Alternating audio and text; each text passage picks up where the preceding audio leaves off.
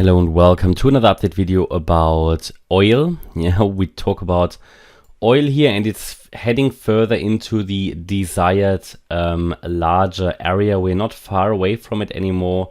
Bear in mind, this area here between 42 and $76 is the area I already defined back in January.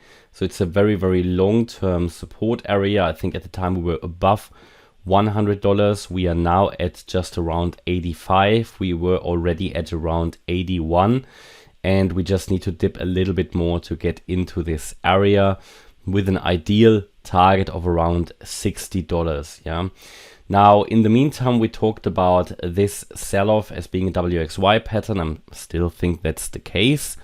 In this Y wave, however, we anticipated an ABC correction, and also here I think this is actually playing out, but the B wave was weaker than anticipated. Okay, so I have to assume that this B wave was in now, and that it was complete, just a very, very weak wave B. So I'm going to take the target area out. It will only confuse, but this is the area that I don't think we're going to see it anymore. This has come down now too far. And let's zoom in to take a look at this. I believe we are now in this C wave to the downside, in this basically the last leg to finish off this correction in the oil market. And yeah, I'm quite pleased because it's basically finally we're getting into this area, or getting close to this area, which is so important to complete this overall correction. But don't get me wrong, this can still drop quite a bit. I mean, bear in mind, this is all based on the ideal targets for a wave 2. Internet is a bit slow, but let me just, there you go. To find out the key retracement areas again, we are going to take a look here at the fib levels. And you can see that an ideal target here would be around the $62, $63 mark, because this is the 61.8% Fibonacci retracement level. So getting into this area and hitting the 61.8% fib level would be ideal. So, and now let's actually take a look on the 4-hour chart. Let's take a look at the lower level wave count and how this C wave could actually unfold. Okay, so let's just wait until it's loaded. Don't know why it is a bit slow here today. There you go. So what we want to do, we want to sketch out now here this this C wave. So we take here the counts. So my view is that this here was a wave 1. We moved up in a wave 2.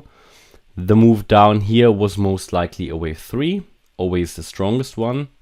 Then a wave 4 to the upside, and we can now be in this 5th wave here. This was not yet, most likely not yet, the completion. Looks like that this here is another 1-2 setup, most likely.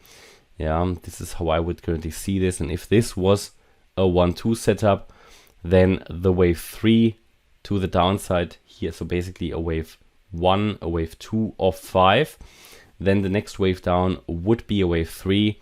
Confirmation that the wave 3 has started will be obtained as soon as we get below $81. And I mean, this is sort of micro counting, but I have to assume that we still come down lower because we haven't reached the overall target area.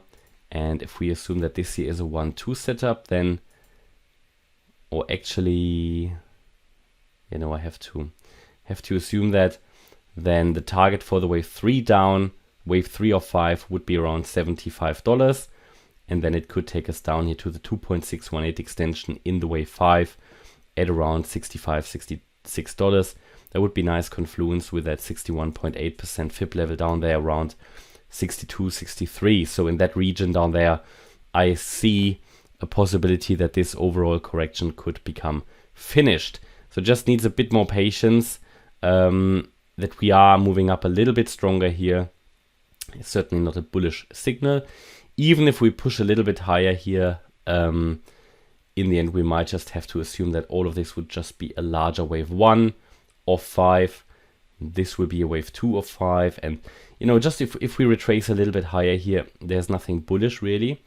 Not until we really break above that $99.50 level, because above that level it would invalidate this impulse to the downside and we would have to consider something more bullish. But so far, this analysis has so far worked out really nicely, and we've made a new low recently, so we're still waiting for further lows at the moment.